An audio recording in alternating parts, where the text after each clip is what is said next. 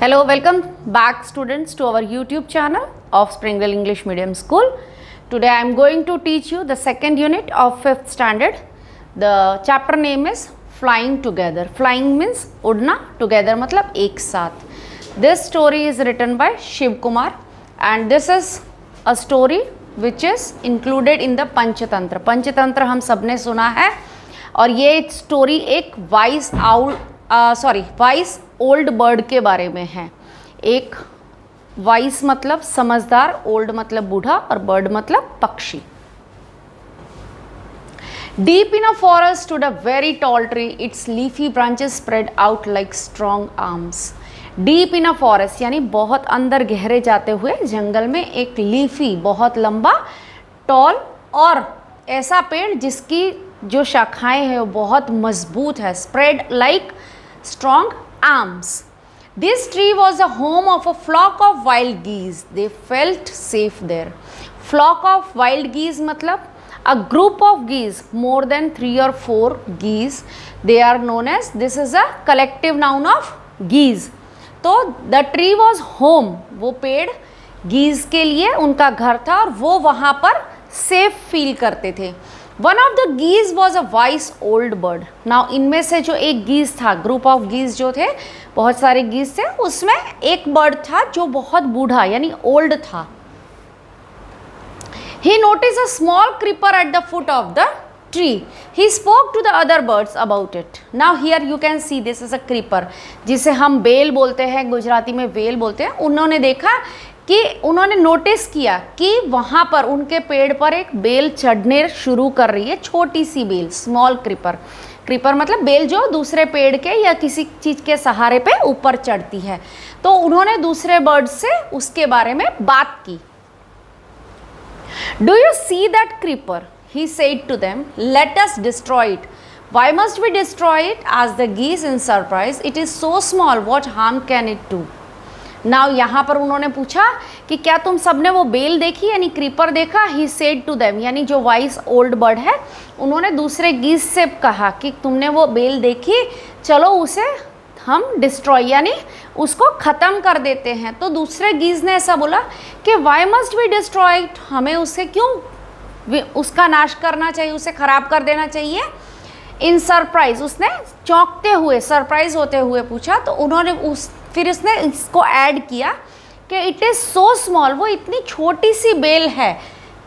What harm can it do to, वो हमें क्या नुकसान पहुंचा पाएगी इतनी पतली छोटी सी बेल. My friends replied the wise old bird that little creeper will soon grow as it creeps up this tree, it will become thick and strong.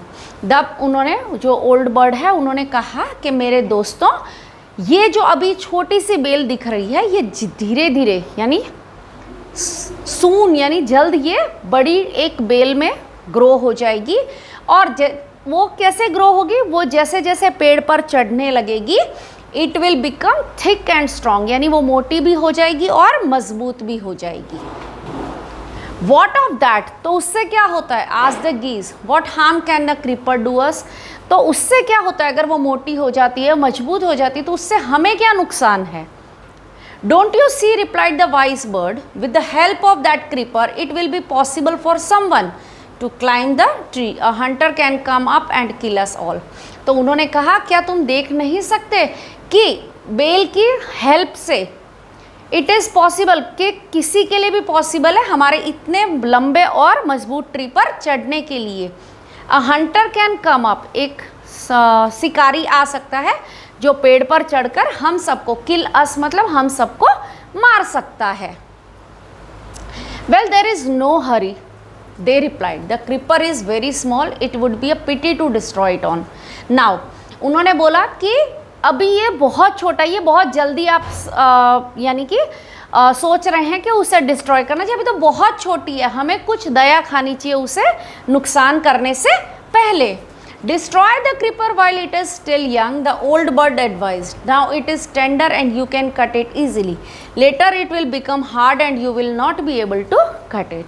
तो वो जो गीज है, जो ओल्ड बर्ड है, वो कहते हैं कि डिस्ट्रॉय द क्रीपर, अभी ही इस बेल को काट दो जब ये जवान, यंग यानी छोटी है, वरना क्या होगा। ये एडवाइस किसने दी? ओल्ड बर्ड ने दी। और उन्होंने साथ में ये भी कहा अभी ये नाजुक है, टेंडर है, तो आप इसे आसानी से easily you can cut it out.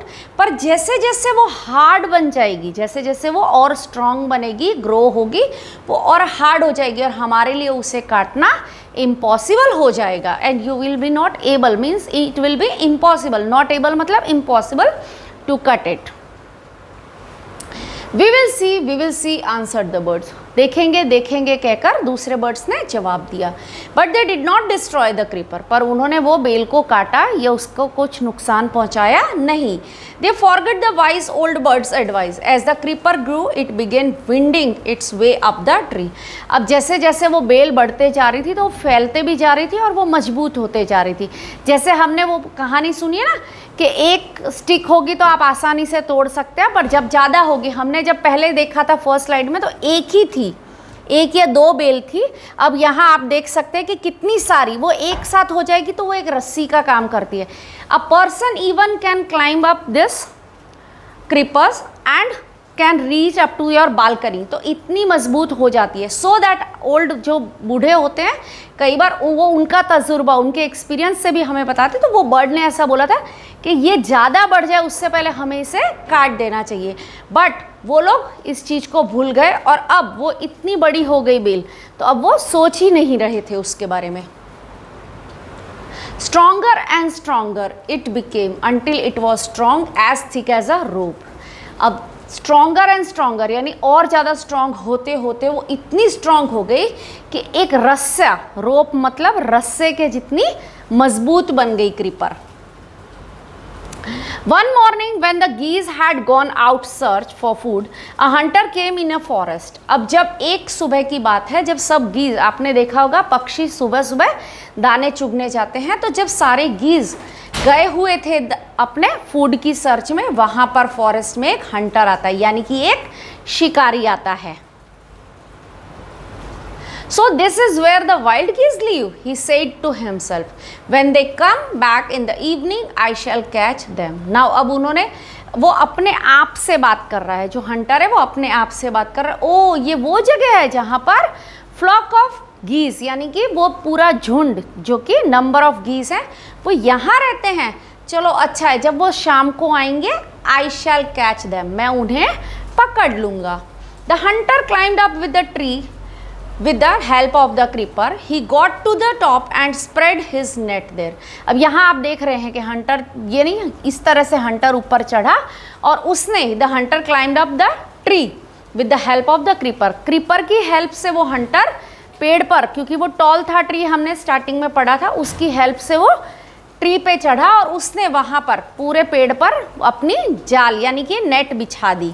Then he climbed down and went away. फिर वो नीचे उतरा, climb down मतलब ऊपर से नीचे उतरा, और went away यानी वहाँ से चला गया। In the evening, geese returned home. They did not notice the net.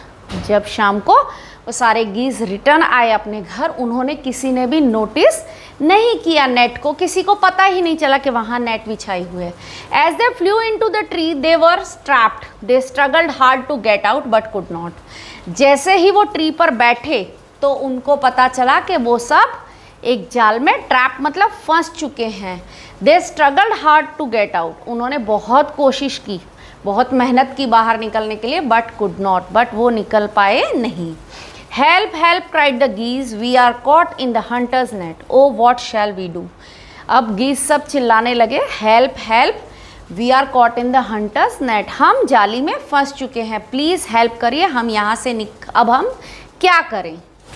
Don't make a fuss now, said the wise owl bird, long ago I told you to destroy the creeper but you did not. यहाँ पर bird ऐसा, वो जो owl है, जो पूरा बूढ़ा bird है, वो ऐसा बोल रहा है कि आवाज़ मत करो, शोर मत करो, बहुत पहले, लॉन्ग अगो यानी बहुत पहले मैंने कहा था कि डिस्ट्रॉय द क्रीपर, इस बेल को हम ख़त्म कर देते हैं या उसे वहाँ से काट देते हैं, बट तुमने यू डिड नॉट, तो यानी तुमने उसे नहीं किया।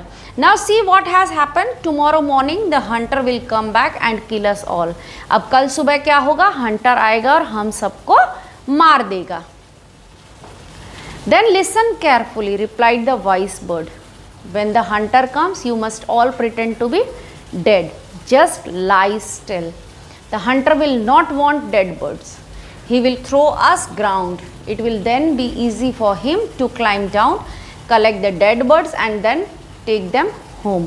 अब यहाँ पर वो ऐसा उन्होंने एक और अपनी सीख से या अपनी एक्सपीरियंस से एक बात बताई कि तुम लोग ऐसा करना कि कल जब वो हंटर आएगा तो सबको नीचे लेट जाना है और इस तरह से व्यवहार करना है जैसे हम सब मर गए हैं। प्रिटेंड टू बी डेड मतलब हम सब मरे हुए हैं, ऐसा वो हंटर को लगना चाहिए, हमें ऐसा शो करना चाहिए। जस्ट लाई स्टिल मतलब वहाँ पर लेट जाना, ऐसे पड़े रहना है, लेट जाना नहीं पड़े रहना है और कोई मूवमेंट नहीं होनी चाहिए। लाई मतलब पड़े रहना है जिसमें कोई मूवमेंट नहीं हो रही है। The hunter will not want dead birds, hunter को मरे हुए पक्षी तो नहीं चाहिए। He will throw us on the ground, वो हमें क्या करेगा, वन बाय उठा के हमको ग्राउंड पर फेंक देगा, तो उसके लिए पेड़ से नीचे उतर के आना आसान हो जाएगा। It will be then be easy for him to climb down, collect the dead birds and take them home, फिर वो क्या करेगा, नीचे उतरेगा, सारे डेड बर्ड्स को उठाएगा, कलेक्ट करेगा और घर ले जाएगा उसको अपने साथ। When the last of us has been thrown down, we must quickly get up and fly away। जब हम में से लास्ट बर्ड को नीचे फेंका जाएगा, क्विकली यानी फटाक से सबको एक साथ उड़ जाना है, हम सबको एक साथ उड़ जाना है। यहाँ पर देखो पिक्चर में दिखाया गया है कि क्विकली तुरंत, वरना वो बर्ड नीचे आए, वो अगर हंटर नीचे आ गया तो हम में से कोई भी बचेगा नहीं। In the morning the hunter came to the tree and climbed up. He looked at the geese in the net। अब दूसरे दिन सुबह सुबह जब हंटर आया तो वो पेड़ पर चढ़ा और उसने गीज को नेट में देखा। He looked the geese in the net। They all are dead। He muttered to himself। वो खुद से, हम जब अंदर अंदर अपने आप से बात करते हैं उसे कहते हैं मटर्ड, तो वो जो हंटर है वो अपने आप से बात कर रहा है। दे ऑल आर डेड, वो सारे मरे हुए हैं। He threw them out of net one by one. उसने क्या किया, वो जाल में से एक एक उठा के पक्षी को नीचे, जैसे कि वो जो ओल्ड बर्ड था उसने बोला था, वैसे ही उसने वन बाय वन सब बर्ड्स को नीचे फेंकना शुरू कर दिया। The birds lay still until the last one had been thrown down. अब जैसे ओल्ड बर्ड ने समझाया था, वो सारे बर्ड्स वहाँ पड़े रहे जब तक लास्ट वाला बर्ड नीचे नहीं फेंका गया। Then all of at once they got up, flap their wings and flew away. जब लास्ट वाला बर्ड नीचे आया तो ऑल एट वंस यानी एक ही टाइम पे सबने अपने विंग्स खोले और वहां से उड़ गए एक साथ। The hunter was taken by surprise. From the top of the tree, he watched all the geese fly away. अब वो इतना सरप्राइज हो गया हंटर, क्योंकि वो जब इतने सारे बर्ड्स थे वो एक एक करके डाल रहा है, तो उसे एक भी बर्ड में ऐसा लगा नहीं कि ये जिंदा है और ये प्रिटेंड कर रहे हैं डेड हैं। और वो ये सब जैसे जब सारे बर्ड्स एक साथ उड़ रहे थे, वो सरप्राइज के साथ ट्री के ऊपर से उन्हें देख रहा था। नाउ यहाँ पर हार्ड वर्ड्स हैं। गीज, गीज मतलब plural for goose. Goose is a bird जिनके ग्रुप को कहा जाता है, प्लूरल यानी एक से ज़्यादा है तो उसे हम गीज कहते हैं। लार्ज वेब फुटेड बर्ड्स, उनके जो गीज के जो फुट होते हैं वो कैसे होते हैं, लार्ज, और उनके फुट कैसे होते हैं, वेब, उनके जो फीट होते हैं वो लार्ज वेब फुटेड होते हैं। क्रीपर, क्रीपर मतलब जो मैंने आपको बेल बताया था उसका मीनिंग होता है plant that need support to grow usually long a wall or a tree, जिसको किसी सहारे की ज़रूरत होती है, या तो वो किसी दीवार के सहारे से चढ़ता है या फिर किसी पेड़ के सहारे से। Winding, go in circular spiral course. Winding मतलब जो गोल गोल घुमा कर रखा जाए। मटर्ड, spoken in a low tone. मटर्ड मतलब अपने आप से धीरे धीरे बात करना। Flapped, move wings up and down, यानी विंग्स को ऊपर नीचे फैलाते हुए उड़ना। Thank you. This video is presented by Springdale English Medium School, Kadi.